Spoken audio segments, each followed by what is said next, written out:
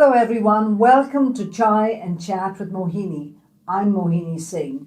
In this podcast, we'll be dealing with issues that can sometimes be controversial, edgy, emotional, but always downright interesting.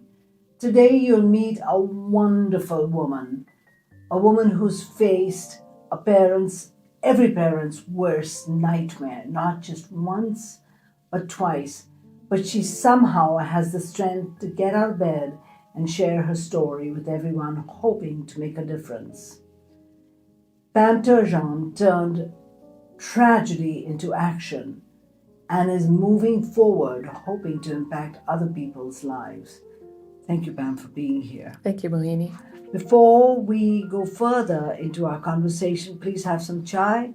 It comes to us from Samosa Place in Kelowna. It's delicious. Thank you. Pam, my first question to you is, you started Parade with a Purpose. What is Parade with a Purpose? Well, Parade with a Purpose is a parade that we started in Kettle Valley, merely to bring some happiness to the community during COVID.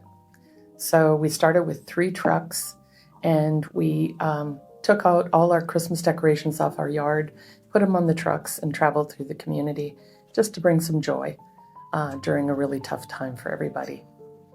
And it was so well received that the next year we said, we should do it a little bit bigger. And we did that. We added a few more floats, and we raised $14,000. And we're like, this is amazing. So the next year we took on the Bridge Youth Recovery House, and all the donations went directly to them. We raised $60,000. Wow.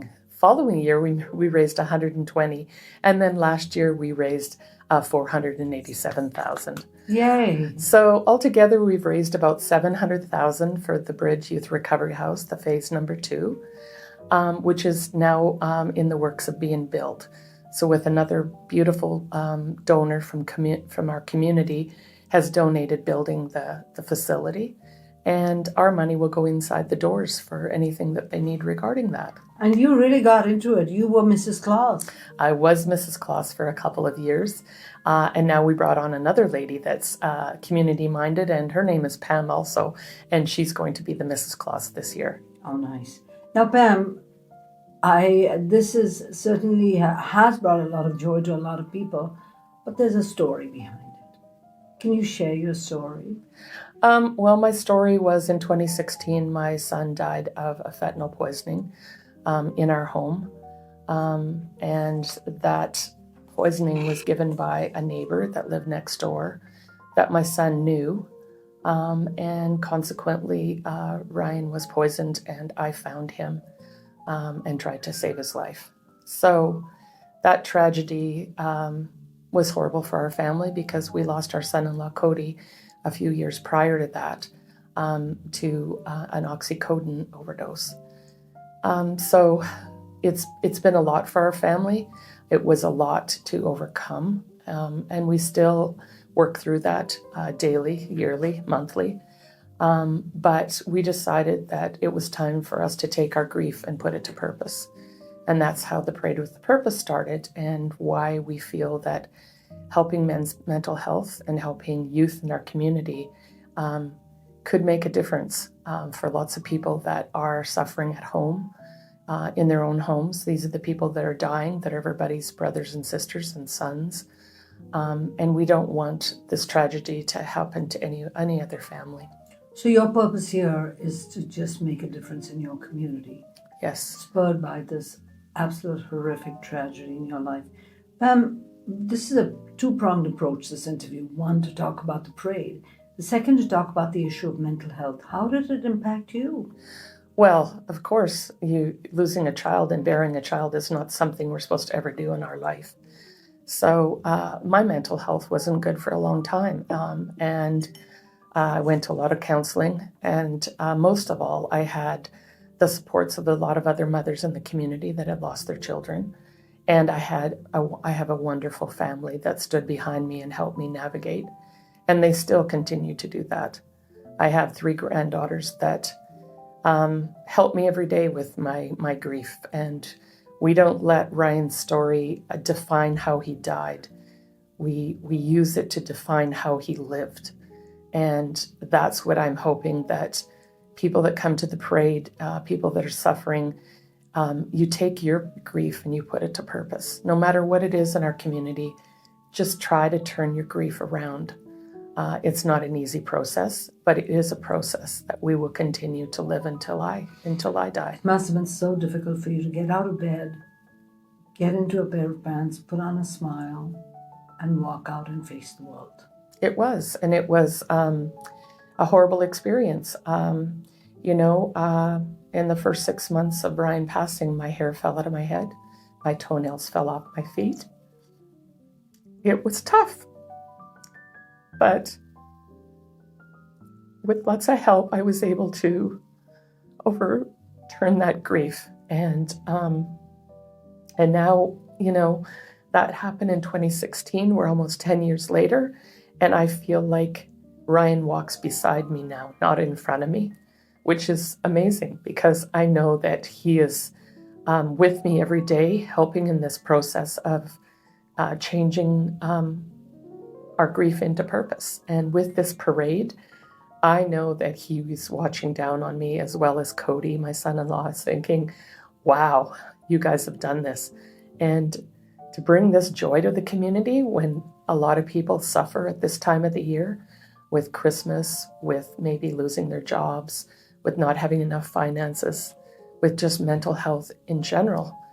Our purpose is always to help the youth, because we feel if we help youth in our community, it will trickle down from youth to adulthood. I wish I knew more about mental health and addiction when Ryan passed. I didn't. But 10 years ago, we didn't talk about it like we do today, especially for men. How difficult is it even today for men to discuss their mental health? Because we always put men in a category of having to be strong. Yes. So is that something that you want to see, that taboo broken, so that, because I do believe your son's situation could have been different had we all had some awareness. I don't know if I'm speaking out of line here, but no, absolutely. I feel like my son worked in a field where you didn't show any emotion. He worked all over the world in the oil and gas industry, and there you have to show up, be strong, and you don't let your feelings show. And it's really sad because men are strong, but there is a lot of strong women also.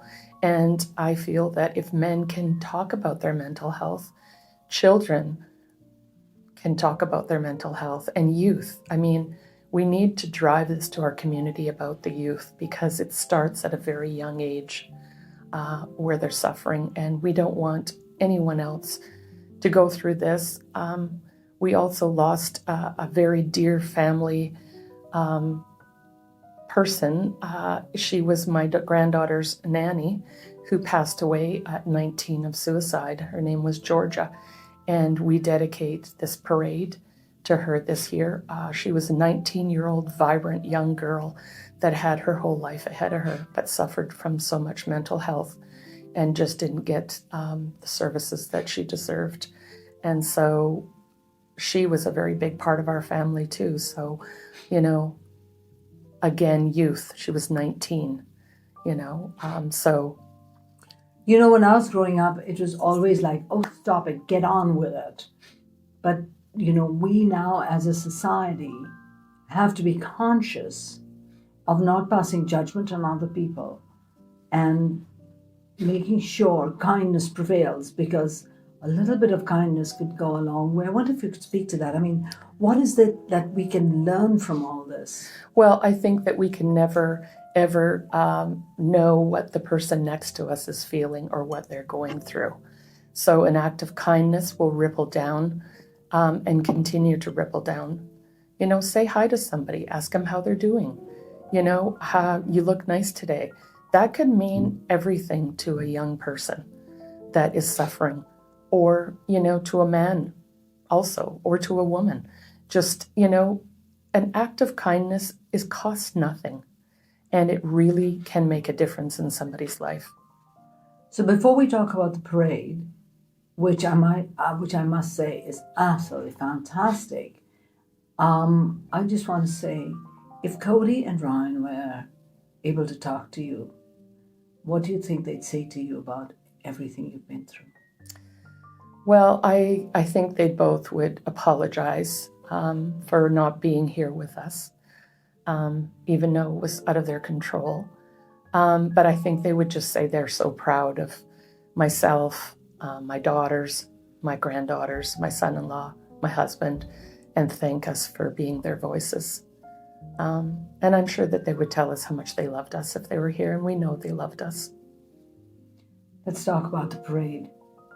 You started with 3 truckloads or 3 floats, and now you have, 36 or 39? 36 floats to date. We have a lot of youth in the parade. So we have youth helping youth, is what we believe. So we have schools, we have dance academies, we have the Kelowna cadets, we have people on the floats that are youth. We have so many people that want to show up for the community and show up for this cause. It really is with much gratitude that I thank every business that's in the parade, every donor that has donated to the parade, anybody that has reached out and advertised the parade on their social media, on their outlets, because it really does take a village to put this together.